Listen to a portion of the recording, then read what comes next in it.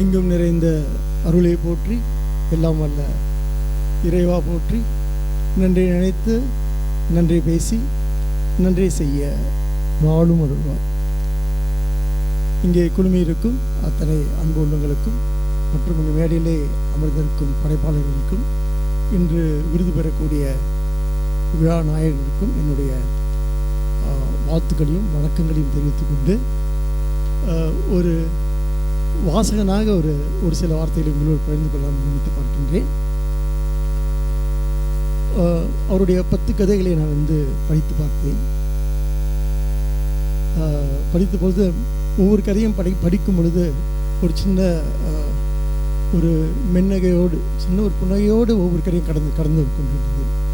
ஏன் அப்படின்னு கேட்டால், இங்கே நிலவக்கூடிய இந்த ஒரு பெரிய சீரியஸ் டோன், ஒரு ரொம்ப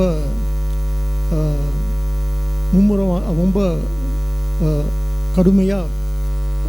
கடுமையான கருக்களை கொண்ட கதைகளாக இல்லாமல், பொதுவாக எங்களுடைய காலகட்டத்தில் நாங்கள் படித்த கதைகள் எல்லாம், சிறுகதைகள் எல்லாம், எங்களுடைய மூத்த எழுத்தாளர்கள் எழுதிய சிறுகதைகள் எல்லாம் பொதுவாக தோட்டப்புறத்தை சார்ந்தது. அங்கே கிடைக்கக்கூடிய கருக்களை வைத்து நிறைய கதைகளை உருவாக்கியிருப்பார்கள். ஏதோ நாமும் அதை படிக்கும் பொழுது நாமே ஏதோ கருவிட்டு விடுவோம்னு பயத்தோடு படிக்க வேண்டியிருக்கும். அப்படி அல்லாமல் இந்த கதைகள் இங்கே ஏதோ ஒரு பெரிய கருத்துக்களை சொல்லவோ அல்லது பெரிய தத்துவ விசாரணைகளோ மற்றும் பெரிய தரிசனம் என்று அடிக்கடி, ஆன்மீக தரிசனம் அப்படின்ற ஒரு வார்த்தை நாங்கள் அடிக்கடி பாவிக்கக்கூடியது, அப்படியோ எதுவும் இல்லாமல் இந்த வாழ்க்கை தருணங்களை மிகவும் யதார்த்தமாக, அதாவது என்ன நினைத்து பார்க்கின்றேன், இந்த காலகட்டத்து இளைஞர்கள் அவர்களுக்கான ஒரு பெரிய சலுகை என்றே நான் நினைத்து பார்க்கின்றேன். ஏனென்று கேட்டால், அந்த காலகட்டத்தில் நான் பட்ட கஷ்டங்கள் எல்லாம் இருக்கு இல்லையா? பொதுவாக நம்முடைய சிறுகதைகள் எல்லாம் நாம் பட்ட இந்த கஷ்டங்களை அல்ல அவலங்களை அல்லது ஓலங்களாக ஒழித்து கொண்டே இருக்கும். எப்பொழுதெல்லாம் சிறுகதை படிக்கின்றோமோ அப்பொழுதெல்லாம் நாம் தோட்டப்புறங்களில் பட்ட கஷ்டங்களை எல்லாம் எழுதி கொண்டே இருப்பார்கள் அல்லது சொல்லிக்கொண்டே இருப்பார்கள். அது ஒரு ஒப்பாரி மாதிரியே இருக்கும் எனக்கு படிக்கும் பொழுது. ஆனால் நமது இப்பொழுது எழுத வருகின்ற இந்த இளைஞர்கள், அவர்களுக்கு இதை பற்றியெல்லாம் பெரிய கருத்துக்கள் இல்லை, அதை பற்றியெல்லாம் பெரிய கருத்துக்கள் இல்லை அவர்களுக்கு. அவர்கள் ரொம்ப சாதாரணமாக, அங்கும் உறவு சிக்கல்கள் தான் எழுதப்பட்டது, இங்கும் அதே உறவு சிக்கல்களை தான் எழுதுகின்றார். இவர் எழுதும் பொழுது இந்த உறவுகள், அதனால் ஏற்படும் உரைசல்கள், அதனால் ஏற்படும் விரிசல்கள், இதுதான் நமக்கு இங்கே மொத்தமாக வாழ்க்கையாக விரிஞ்சிருக்கு. நமக்கு எல்லோருக்குமே அப்படி தானே. ஆனால் அதை சொல்லும் பொழுது அதை பற்றி அவருக்கு எந்த விதமான புகார்களோ எந்த விதமான குற்றச்சாட்டுகளும் இல்லாமல் ரொம்ப சர்வசாதாரணமாக அதை இந்த நம்முடைய நாட்டில் அடிக்கடி சொல்லுவோம் இல்லையா, இந்த தீடா அப்பா ஆட்டிடியூட் அப்படின்னு, அந்த மாதிரி ரொம்ப சர்வசாதாரணம், இதெல்லாம் ஒரு விஷயமே கிடையாது, இது சாதாரணமாக எல்லோருடைய உறவுகளிலும் எல்லோருடைய வாழ்க்கையிலும் நடக்கக்கூடிய ஒன்று தான்.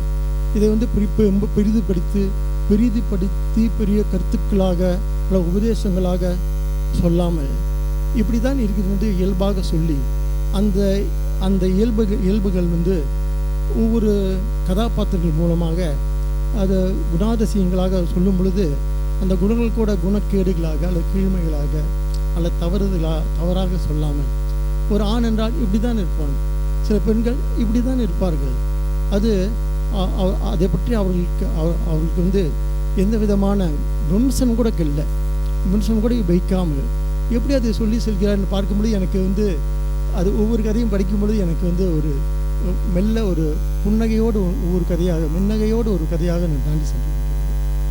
அதை பற்றி அவர் பெரிய கருத்துக்கள் எல்லாம் சொல்லவில்லை, என்ன நடக்கிறதோ சொல்கிறார். நம்முடைய வாழ்க்கையில் யாரோ சில அத்துமீறல்கள் நடந்தாலும் கூட அது அப்படி தானே இருக்கும், அதுதானே மனித இயல்பு, அங்கே அதற்கான காரண காரியங்கள் எல்லாம் ஒன்றும் அவர் சொல்லுவதில்லை. பொதுவாக என்ன செய்கிறார் என்று நான் பார்த்தேன் இந்த சிறுகதைகளில். அப்படி பார்க்கும் பொழுது எனக்கு என்ன தோணுச்சுன்னா, ஒரு ஒரு ஒரு இங்கே நமது வாழ்க்கையில் நடக்கக்கூடிய நிறைய தருணங்களை வந்து ரொம்ப அழகாக காட்சிப்படுத்துகிறார். ரொம்ப அதை சொல்லும் பொழுதே நமக்கு கண் முன்னால் பெரிய காட்சி விரியுது. அது பெரிய அதுதான் கலை அப்படின்னு எனக்கு தோணுது. அதுக்கு மிக அழகாக அவருக்கு நன்றாக கை வந்திருக்கு அந்த கலை அவருக்கு. இன்னொரு விஷயம் அப்படின்னு சொன்னால், அதை வந்து அந்த உணர்ச்சி தருணங்களையும் ரொம்ப சரியாக அவர் மொழி வந்து அவருக்கு உதவி செஞ்சுருக்கு. இப்படி அவர் கதைகளை நாம் மீண்டும் மீண்டும் படிக்கும் பொழுது இங்கே நமக்கு ஏற்பட்டிருக்க இந்த வாழ்க்கை என்னதான் அது பெரிய தத்துவ விசாரணையாக இல்லாவிட்டாலும், அதில் ஏதோ நிறைய ஆன்மீக தரிசனங்கள் எல்லாம் இல்லாவிட்டாலும் கூட மிக தெளிவாக தெரிகிறது. என்ன தெரியுதுன்னு சொன்னால், இந்த வாழ்க்கையில் இதெல்லாம் வந்து ரொம்ப எளிமையாக எல்லாம் கடந்து செல்லக்கூடியது தான். இதை பற்றி நிறைய புகார்களோ நிறைய மன வருத்தங்களோ படுறதெல்லாம் வந்து வேண்டாத வேலை அப்படின்ற மாதிரி இந்த காலகட்ட இளைஞர்களுக்கான ஒரு சலுகை போல நாம் அப்படி கடந்து வந்திருக்க மாட்டோம். அதை பற்றி தொடர்ந்து நமக்கு நிறைய புகார்களும் நிறைய ஓலங்களும் ஒப்பாரிகளும் வைத்துக்கொண்டே இருப்பதாக நிறைய கதைகளை நான் படித்து கடந்து வந்திருக்கிறோம்.